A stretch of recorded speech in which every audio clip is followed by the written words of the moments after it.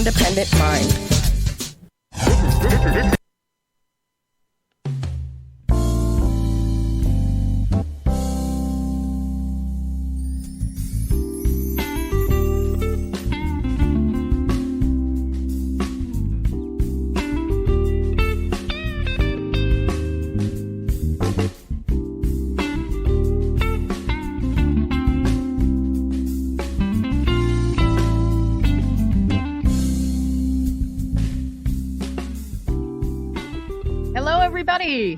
Hello, everybody. I'm Karen Hartglass. You are listening to It's All About Food.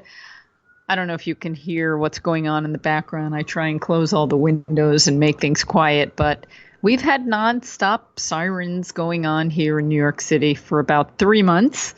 And I thought they were slowing down, but the last few days they seem to be nonstop. So we're going to hear them throughout the program. And I just hope that those that are in need will get the help that they need and heal. Okay, I also wanted to tell you that Gary DiMattei says hello to everybody. He's not here today, but he's thinking about all of you and sends his love. All right, but who is here with me today? That's what's exciting. We've got Vesanto Melina, who is a registered dietitian and co-author of books and that have won awards in the United States and Canada and received star rating by American Library Association as the go-to books on plant-based nutrition. Most recent is the Kick Diabetes Cookbook with dietitian Brenda Davis. And Vesanto has taught nutrition at the University of British Columbia and at Seattle's Bastyr University. She's a government consultant, a lead author of the Academy of Nutrition and Dietetics position paper on vegetarian diets, and an internationally known speaker. This is a very brief bio. I asked her for a brief bio, but you really need to go to her website, nutrispeak.ca, Nutri speak.ca. There is a wealth of information. This person has done an amazing amount of work and continues. So I'm very excited to introduce my friend and colleague, Vesanto. Hi, Karen. Hi. Great. Good to talk with you. I'm really well from the other side of North America. I know. This is amazing. On the other side of North America and another country. Another country, too, except that usually I'm traveling all over the place, across the U.S. and over to Europe and lots of places, but not now. No. How long have you been home? I was going to go to the Queen Charlotte Islands, actually, right around now, which is a beautiful indigenous place that's very untouched. And that was my only trip since January. I was down in L.A. and visiting a potential co-author, and also we have a grandson there. So, but we've just been visiting grandsons by Zoom lately. So, been staying home, and it's actually kind of a pleasure, I nice agree features. With you. As much as I would like to see things change and things move in a positive direction, we live across from a park and a middle school, and usually in the good weather, especially, it's noisy with families with young children during the day, and then these fun-loving teens and young adults who are in the park when it's locked in the evening and they shouldn't be there. And it's in a space surrounded by lots of brick apartment buildings that kind of amplifies the sound in the center. So it can be really noisy. Oh, yeah. But the last 3 months, it's been so lovely and calm. Good for you.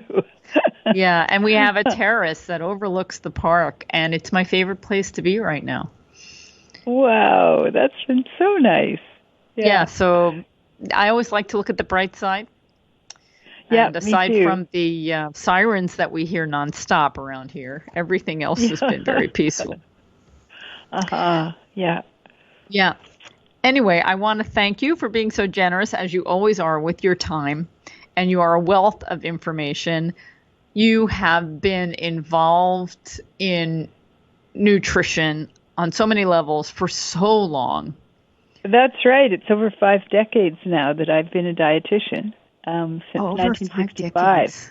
Yeah, I'm 78 and still striving, going out hiking all the time and in good health, and still enjoying working because things are just going so wonderfully. And when we started writing books, the word vegan wasn't well known at all, and our understanding of the numerous advantages of going plant-based weren't recognized. And so we've had a really good time, almost like being leaders in how to put together nutrition when you go in a more plant-based direction, and really helping people. And then so many people are interested in this now, whether it's for reducing the risk of type 2 diabetes or cardiovascular disease, or keeping their weight where they want to, or whether it's for environmental reasons, or whether it's for animal rights reasons, or now whether it's for reducing our risk of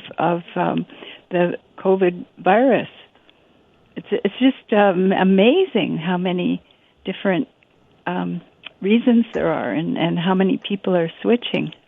You could easily say to many people, "I told you so," but you're not that kind of person. No, it doesn't work very well either. And, no, but you did know. I find for so long. A lot of people we're sort of picking this as our important issue, but so many people are working on other parallel, hugely important issues like racial injustice. Lessening all the problems there, or helping underprivileged kids, or they're just all kinds of ways we can make the world better. So this is the one that I picked to work on as a main focus for work, and Brenda Davis as well. Yes, well, we're grateful for both of you. This show is called It's All About Food, and while you bring up a couple of other very important issues, I think it's all about food, and food touches everything. It seems to, yeah. Yeah, it does. Right. So we're going to talk about your book, Kick Diabetes Cookbook.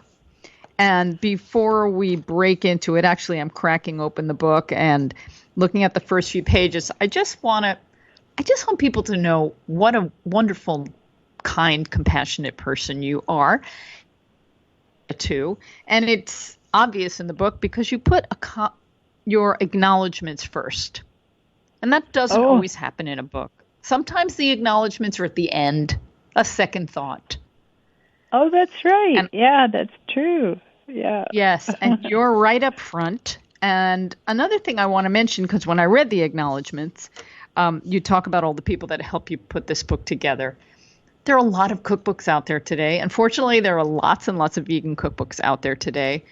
And unfortunately, many of them are thrown together, not very careful.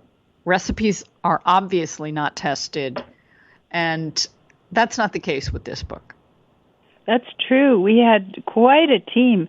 We like to have people who barely know, which end of a spoon to hold, or have a knife in their kitchen, and a cutting board. People that are just beginning the whole thing, and also people who are pretty gourmet and they are sensitive in their taste, and so we try and keep things simple, so that everybody can get the ingredients really easily. They're accessible, but they still taste really good. And, so that combination of healthy, delicious, and easy is what we aim for. So we had this team of people that were testing, and some of them way better recipe testers than I am. It was really fun. And then we'd have a rating chart and all kinds of questions, and they helped us improve recipes in a few cases. And then I did nutritional analysis, and Brenda Davis did as well, so that all of our recipes do have the nutritional analysis below them. And by the way, this podcast or interview is related to the Kick Diabetes Cookbook, but we thought this could easily be a book related to reducing your risk of cardiovascular disease, or how to manage your weight, like if you want to lose weight or manage without gaining. The recipes all this fit. way of eating. This way, there's no reason not to eat this way. It's the right way for your health. It's the right way to attain your ideal weight. It's the right way to eat. If you care about other sentient beings on this planet, it's the right way to eat if you care about the health of the environment. That's right. Yeah. So we purposely made this book have no added oil, like extracted oil. Mm-hmm. So even though coconut oil and olive oil might be, in some perspectives, considered health foods, we didn't include extracted oils. So for fats, we've got things like tahini or avocados, whole foods, and we didn't have any extracted sugars. So there's no glucose or maple syrup or white sugar, brown sugar, cane sugar. There's no extracted sugars either. There's dates, a bit of sweeteners or fruit. So again, whole foods. I love that. And while you're bringing that up, let's talk about diabetes and the history of it. I understand your dad worked. He was a physiologist? That's right. He was. He was a physiologist who had the privilege of working with Sir Frederick Banting and Charles Best, who discovered insulin at the University of Toronto and purified it and made it available for treatment of diabetes, and ended up getting a Nobel Prize, Banting did, for his work. And so it was a real game changer for people who had, at that point, mainly it was type 1 diabetes, where they just didn't have insulin. Getting diabetes was a death sentence.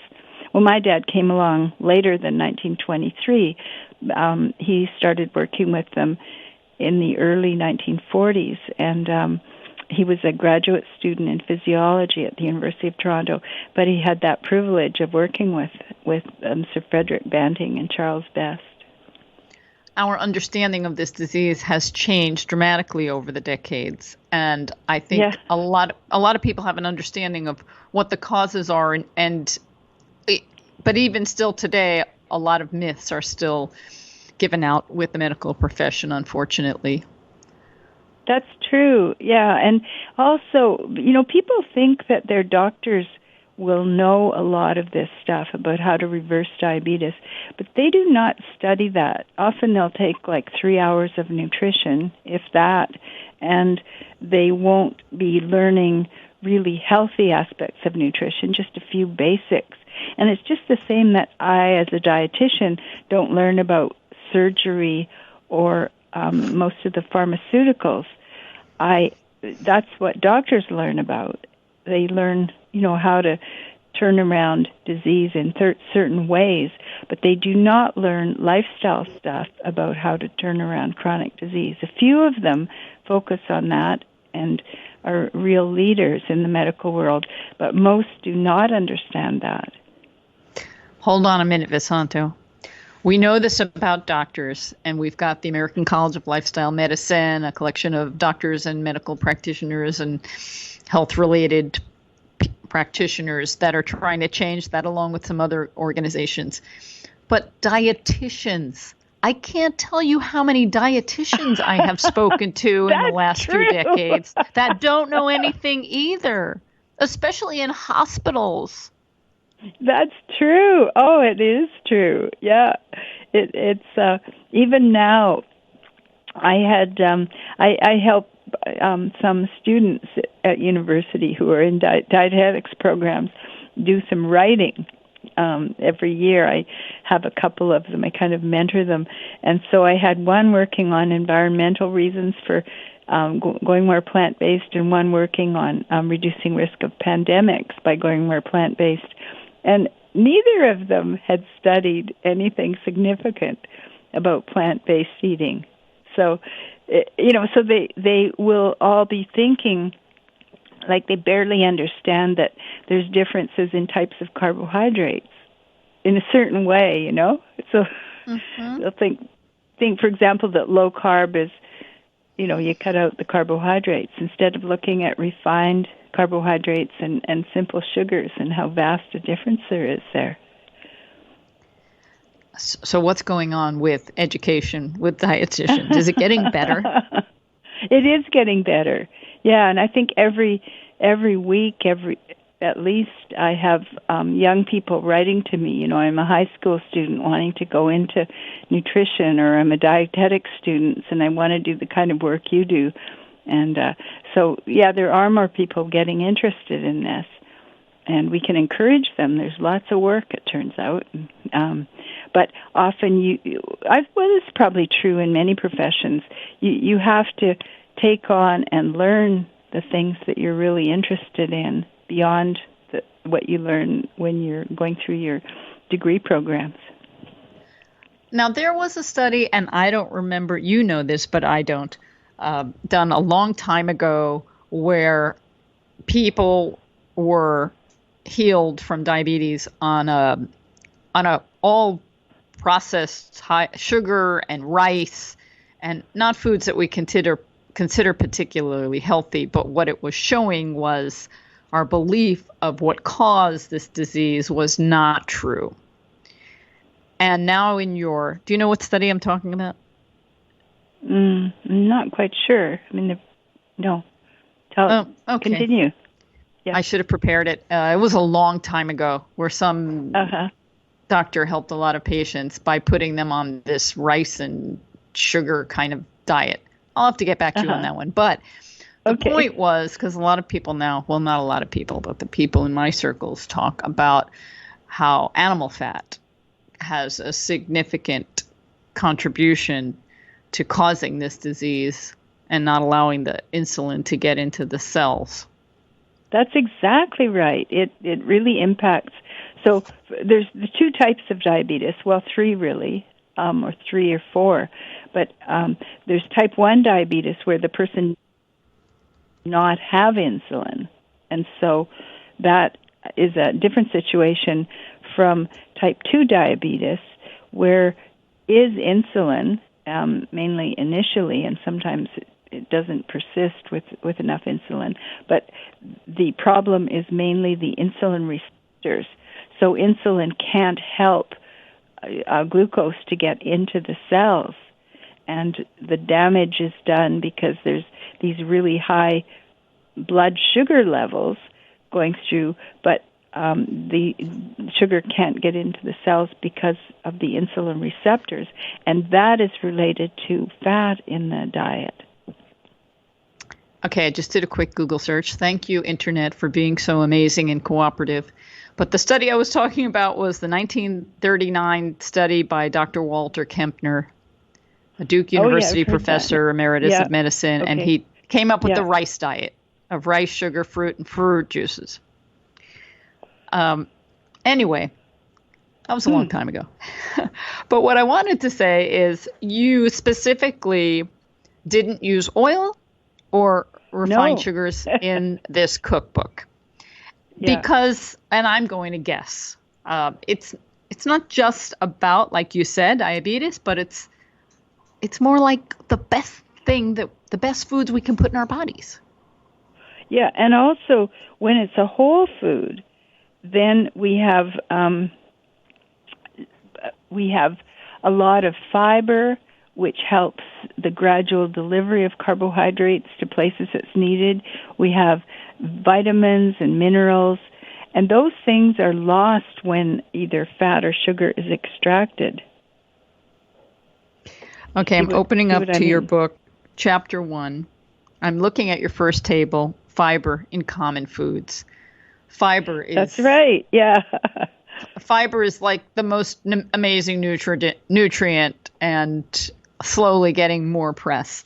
But at the top of the list here, fiber in grams, are beans, lentils, and split peas, cooked 1 cup, 14 to 17 grams of fiber, and everything else underneath has significantly less.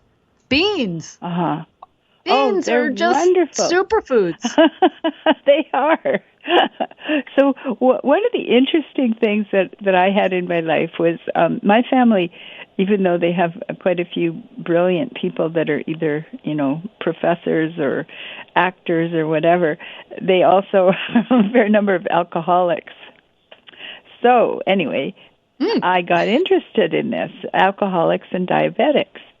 And so I learned in the 80s, I read a book called Eating Right to Live Sober, and it looked at how different people handle glucose. And this is related to our pancreas.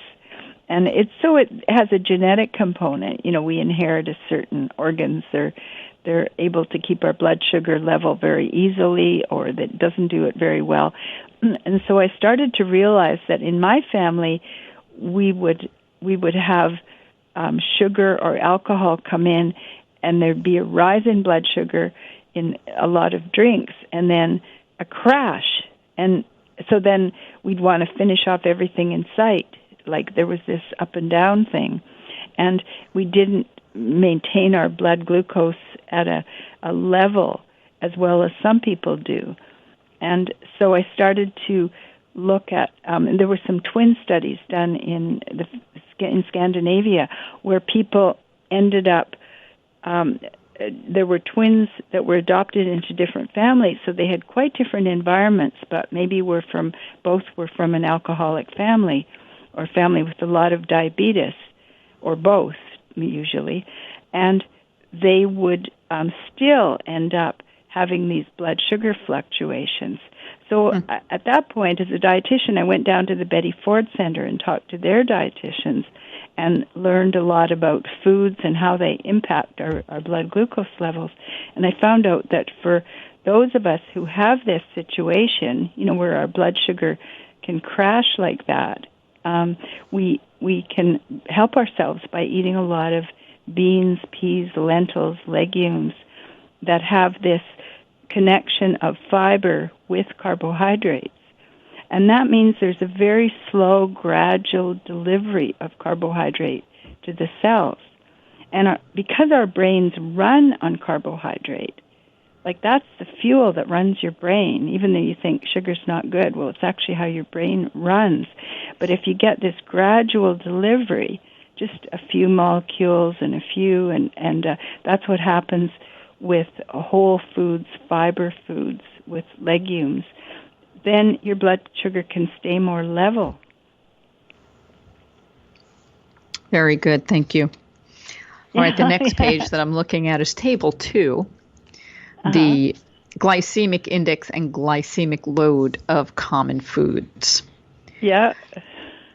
And these are important things to consider, but I also want to talk about how these rating systems are not the end all, because there are different rating systems that will rate certain foods higher in something but not something else. And it's good to know all of this stuff, but we need a variety. We do, yeah. Yeah. Yeah, so talk about the glycemic index and the glycemic load and why they matter, if they matter. Well, they're one way of looking at it, and Dr. David Jenkins at the University of Toronto developed that for looking essentially at just the same thing I was talking about. They looked at different foods that would deliver, say, 50 grams of carbohydrate, and looked at the impact on blood sugar and how they affected our blood sugar, whether there was just a whoosh all at once. Okay, Karen, here you go. Here's all the sugar. Like if you have a big gulp at the 7-Eleven or something, or if it's a carbohydrate food that gives you, like hummus, that'll give you just a gradual delivery. And so glycemic index can reflect that kind of impact, how a food does that. And then glycemic load takes it a little bit further and assesses that in terms of serving size. Okay, so here's one that confused me, and maybe you can talk a little bit about it. So I'm looking at white spaghetti, which Yeah. in my book, is not the most nutritious food. And it actually has a green light for glycemic index of 49. And then it has a red light for glycemic load of 24. And then millet is a very high glycemic index of 71, and it has a very similar glycemic load as white spaghetti. Can you tell me how to look at that? I don't know why past is that way. It must be just somehow how the molecule is arranged with the fiber, because there even still is some fiber in white spaghetti. But because pasta has a surprisingly low glycemic index. But what we find more and more is that to get a really good glycemic index, like for somebody who's trying to keep their blood sugar level and eat relatively low refined carbs, what you would go to is whole grains, and millet isn't particularly helpful there, but even better still are the legumes.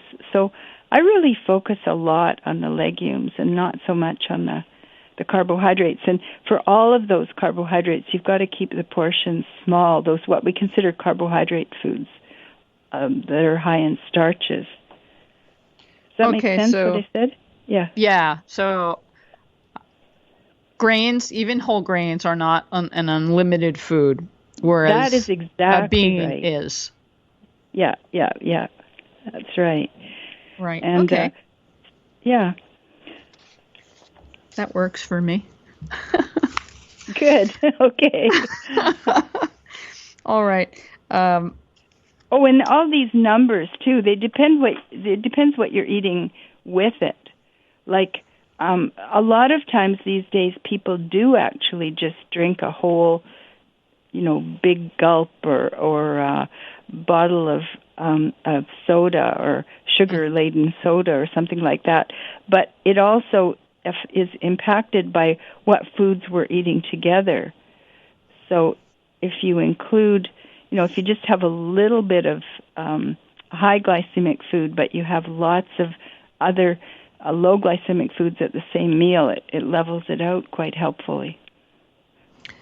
Now, included in the Kick Diabetes Cookbook, which has lots of wonderful recipes, we might touch on some of those. You also include the Kick Diabetes Lifestyle, and there's a number of things that are included that really everyone should include in a healthy lifestyle. That's one of those true. things, We're finding it like to prevent Alzheimer's even. Yeah. Yes. That's right. Okay, carry on. Yeah. So physical activity is in there. And the first thing I want to ask you is, when I talked to you the last time, which was 6 long years ago, you were doing marathons and triathlons. No, I was doing, I'll tell you a fun thing. I was doing triathlons. But when you tell people you do triathlons, in their head they make it into marathons. Yes, so you get triple the credit from what you actually did. Well, wait a minute. A triathlon isn't easy. Oh, no, it isn't easy, but it's not a marathon. I don't actually have that high respect for marathons for everybody, because it's a lot of pounding on your joints, and I think triathlon's actually more healthy, because you've got your run, you've got your swim, which has a different kind of motion, you've got your cycling, which isn't so much pounding. So I think it's a good mix. But the thing for exercise is for people to do something that they enjoy, and to really look around. If you don't know, okay, I don't enjoy anything, well, to start finding something you do. Maybe it's, instead of sitting in a cafe with your friend, going for a walk around the park, which we can do even in COVID times, 6-foot distance. And if you wear a mask. That's right. And so many people. There are people in my neighborhood that don't wear masks. Most of them do, but some of them don't. Okay. Wow, a lot here in Vancouver, Canada, are using masks. And and particularly Asian population who were that culturally was much more acceptable.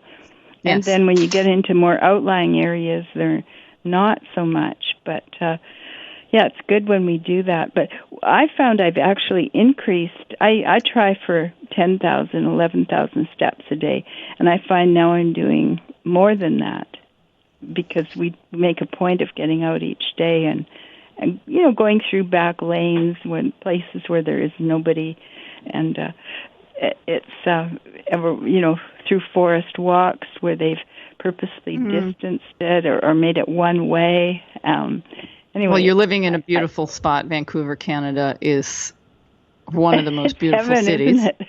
Yeah, that's right. So back to lifestyle, what we really want for reducing our risk of all these chronic diseases is to get some exercise. Oh, and we also have an online fitness class that we just paid our instructor because the gym's closed that we used to go to. We paid her directly and do an online program Monday, Wednesday, Friday that involves balance, strength, and a bit of cardio. And then we do our walks as well as that. But you can really do some wonderful fitness things using the online tools that there are now. Yes, and everything is out there. Everything. Yeah, and some of them cost something, and then YouTube has a gazillion free videos. Any kind of exercise you want, and dance. So we decided to pay our instructor. And that's because you're a lovely person. well, our group all really appreciated how she fitted it. Yeah. So yeah, well, especially now when gyms are closed in many places. Some of them are opening up in different areas, but these people, it's their livelihood, the trainers and the people that work there. And if you can support them for their experience and knowledge, that's a good thing. Next subject is fruits. And you have some suggestions about fruits and fruit juices and dried fruits. And fruit and diabetes in many medical circles is a big no-no. Yeah, people kind of generalize a bit too much on that. But if you use fruit and things like dates as your sweetener, it becomes much more reasonable. So we certainly haven't advocated drinking a lot of fruit juice, but it's more whole fruits, which have fiber in them. So they take it takes more time to eat an apple than a spoonful of sugar. But it delivers some carbohydrates either way, but it's delivered in a much more gradual manner. Dates are what we've used.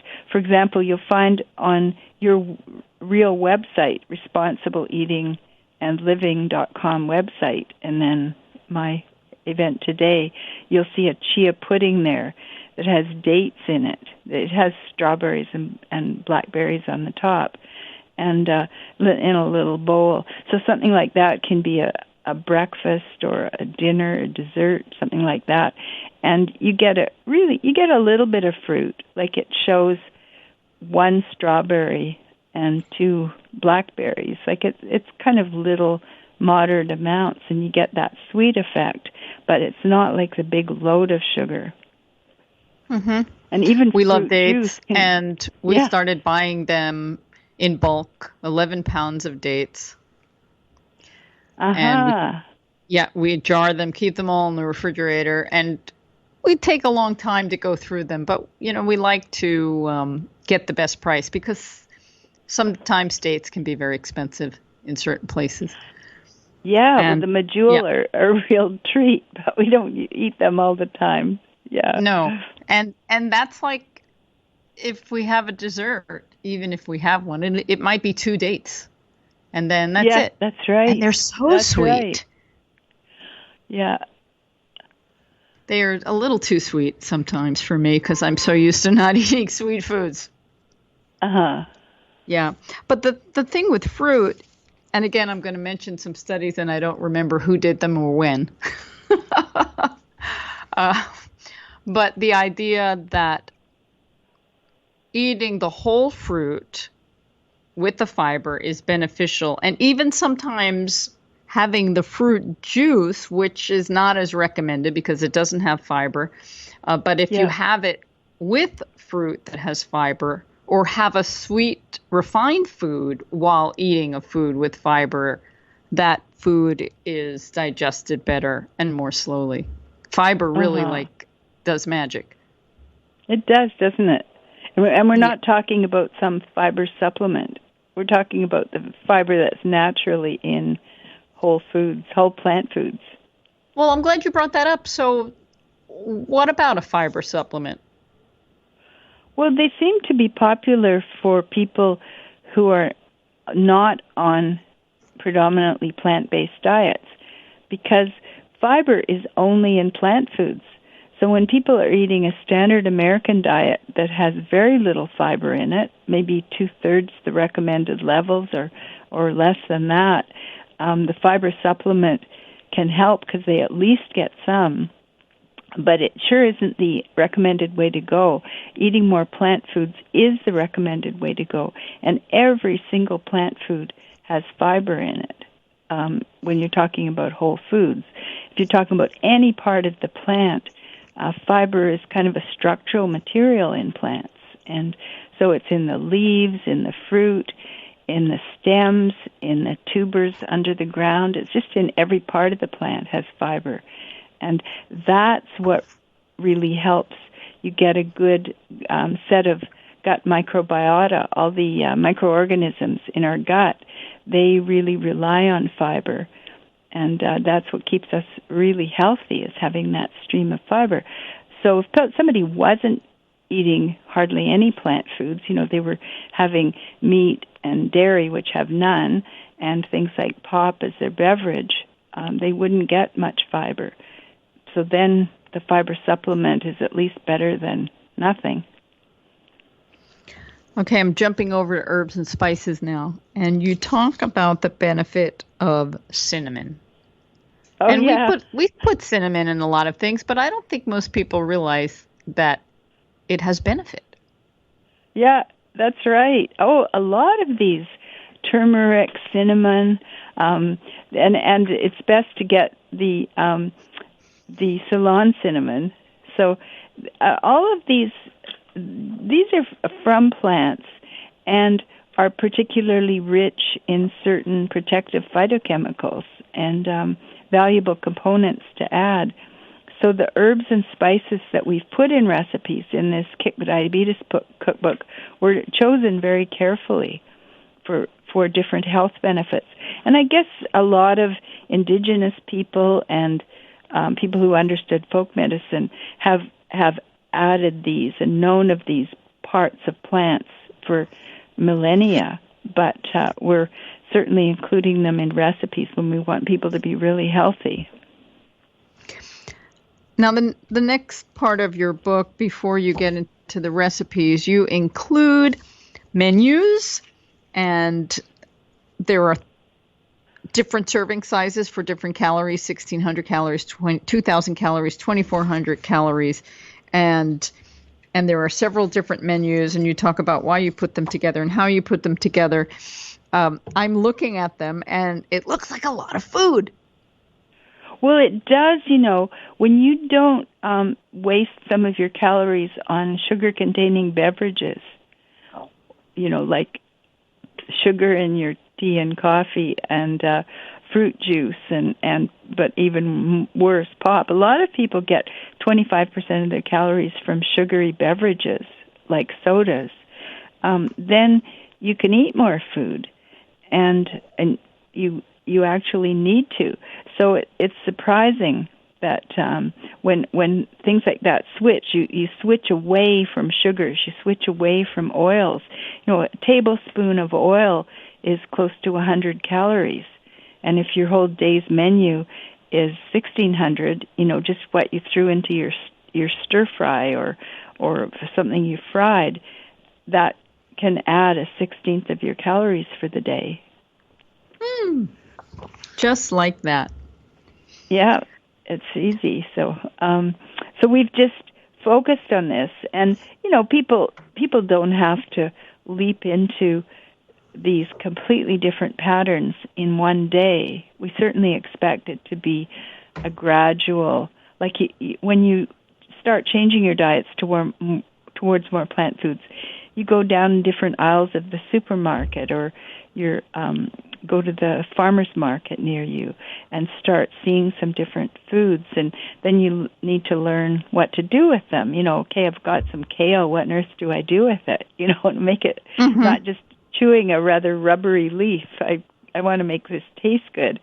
So it's a gradual evolution. And then when we say something like nuts and seeds, it starts that your salad dressings are composed of nuts and seeds, and they deliver your omega-3 fatty acids. The calcium-rich foods are actually also your legumes. Like if you have tofu that's set with calcium, that is both a legume and it's a calcium-rich food. And it's this high-protein food that's delivering lots of some fiber. You get just many, many benefits from the whole foods. So it turns out not to be such a huge amount. I'm looking at one of the pictures you sent me, which was the heartwarming hummus. And in the picture, there's 5 bowls of hummus, and they're beautiful colors. And I'm imagining not only is this a great thing for a party because the colors are so great, but I imagine it would appeal to children to eat healthy foods when they're so beautiful like this. Oh, that's a good point. I've used that recipe. Once I did workshops for young people. It was called an environmental youth program, and these kids were all wanting to learn how to make healthy foods, but how to actually make them. And we found that hummus was something that people could so easily make. They mostly had a blender in their house, or you could just mash things. But then it was instantly there, and you could eat it with corn chips or something like that, or you could eat it with a big plate of colorful veggies, which is even healthier. Like if you're trying to... Even better. Yeah. But I also was interested in hummus because my own daughter, who's now 52, but she was vegetarian before I was, she became anemic briefly. She was the kind of vegetarian that had eggs and dairy, lots of cheese for a while, and she ended up getting anemic when she was a teenager because dairy doesn't have iron, and it also somewhat blocks iron absorption, and eggs have a little bit of iron but not much. So she learned how to make hummus, and that just turned it right around because the chickpeas or whichever beans you use deliver iron as well as protein, fiber, B vitamins. And so that really helped. So she would make hummus every week. And, of course, as a teenager, it was good for her to make something that was important to her, learn how to make it. And then she'd make it different. She didn't have quite this much of a color variety, but she'd put different herbs in and things.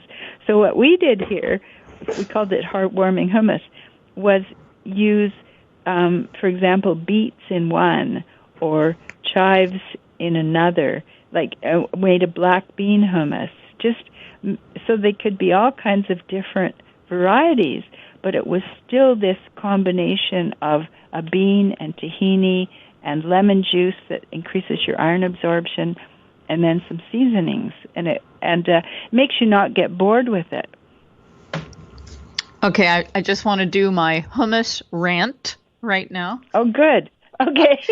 My hummus rant. Thank you. Hummus is easy to make at home, and you should make your own hummus because most of the store-bought or most of the commercially available hummuses out there, is that the plural of hummus? Hummuses?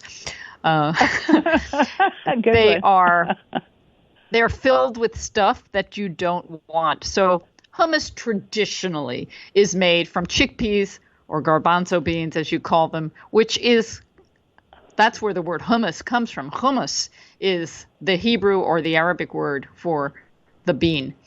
And then you add the tahini to it, the lemon juice, and often it has olive oil and salt. And the commercial brands have just destroyed the hummus by adding not even olive oil, but soybean oil, which is often genetically modified. Of course, they're going to put preservatives in it because hummus is meant to be eaten when you make it, and after 3 or 4 days, it starts to go bad. And so they put preservatives in it so it can last a long time. And then it's overloaded with salt, of course. And it's just crazy because it's so easy to make and it shouldn't be contaminated like that. It is. Good points you raise. Yeah. So these are the things that make me mad, Vesanto. Oh, God. Because, well, as a vegetarian, a long-term vegetarian and vegan, hummus is something. I have an expression. At least there'll be hummus. When you go to a party or an event, you think, well, if there's nothing to eat, there'll be hummus. But the hummus that's often served is not the best. It's got true. the soybean oil, the salt, the preservatives, and I just say make it yourself. Yeah, there we go. That's my hummus rant. Thank you for listening. I appreciate it. Yeah. Well, okay, it can so sure for help people with a lot of things. Yep. Okay. For people that are confused about sweeteners and sugar, and they want to know what the best sweeteners are, and you've intentionally left out things like maple syrup, but you have a recipe for date paste. Why is the simple date and date paste okay and all of these others not? Well, we do limit how much we put in when we use dates or date paste. Like it ends up you don't put in the as high amounts, and it also comes with other nutrients. So that's the main feature. I mean, if you aren't eating foods with sugar, you just draw a line, and on the other side of that line, so there's all kinds of cookies and cakes and all that you don't eat. Now, one of the things that I have that I really rely on a lot are bliss balls, and keep them in the freezer. And so we have a good recipe for bliss balls. I actually learned this from a lovely young dietitian from Afghanistan who was I was mentoring a little bit. But they just have, it's on page 165. They have almonds, cashews, dates, limes, coconut, and either currants or some other dried fruit. And it's a little ball, like 2 tablespoons, and they really fill the bill. Like if you have one of those, it delivers so much nutrition. So I find when people are eating dates, they don't actually eat that many. Somehow they get tired of it if they were trying to eat like 10 or something. So eat, like they're as too you sweet. say, 1 or 2. Or with these bliss balls, like you have one and you feel quite satisfied because they do deliver that bit of sugar. If you have like 30 bliss balls that you've rolled, that's dividing up a cup of pitted soft dates. So you don't get very much dates, but it still delivers the sweetness. And I just find that kind of thing really works. And it's a gradual delivery, but it does bring in some sweetness right away. So I think what you've been telling us is that food can taste good without sugar and oil. It is. Now, I never did figure out how to make a really good stir fry. That's the one thing. I made a stir sog, I think. But it's hard to get the temperature up, without oil in the frying pan. You bring it up a little bit higher. When you use water or vegetable broth or something, you only go up to 212 degrees Fahrenheit. Whereas with oils, you can get to a higher temperature, and it just has a different outcome in the flavor. So that was the one thing I didn't find I could manage with whole foods, and when you don't use any oil at all. Some people do something that's close to a stir fry, but that was the one thing that I found wasn't quite working. Yeah, that's true. I suppose we have made lots of stir fries, but they don't have exactly the same taste. Yeah. And occasionally we'll go to a vegan Asian restaurant, Chinese food or Vietnamese style, and that's like the treat because they're using oil, they're using salt, they're probably using sugar, and we haven't had it in months because we are not going to restaurants anymore. And I don't know if I ever want to go to a restaurant again, frankly. I know. It seems that's one of the fun things is people are learning how to cook, how to prepare food.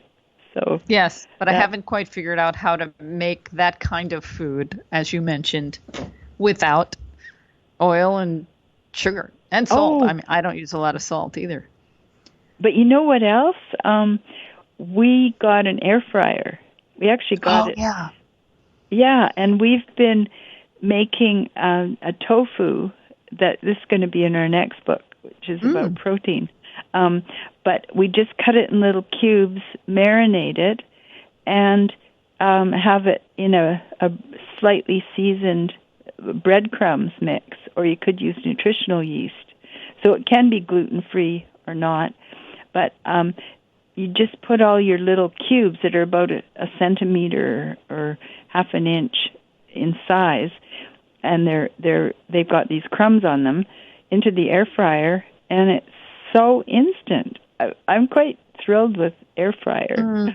Yeah, we've done that a bit in an oven, but it does take longer than in an air fryer. Yeah, it takes longer, and you have to heat up the whole oven, whereas with the air fryer, you just throw them in a little bowl, and in 12 or 13 minutes, they're done. So yeah, I talked to J.L. Fields a couple of years ago, I think, about the air fryer. She's got an air fryer cookbook out, and I never took the plunge. You know, how many appliances do we need in the kitchen? That's right. So we won ours in one of those Christmas games where you know, people have present games where you end up getting presents from each other, and yeah, we ended up with the air fryer. Good to know. We were thrilled. Yeah. I have also yet to get an Instant Pot. Oh, they're good too.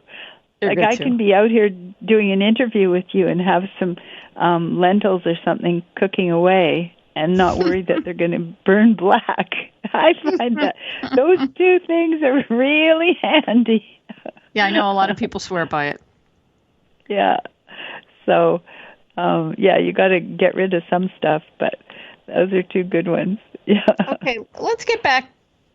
We just have a few minutes left, and the subject is diabetes and focusing on your Kick Diabetes Cookbook. What's going on in North America regarding diabetes today?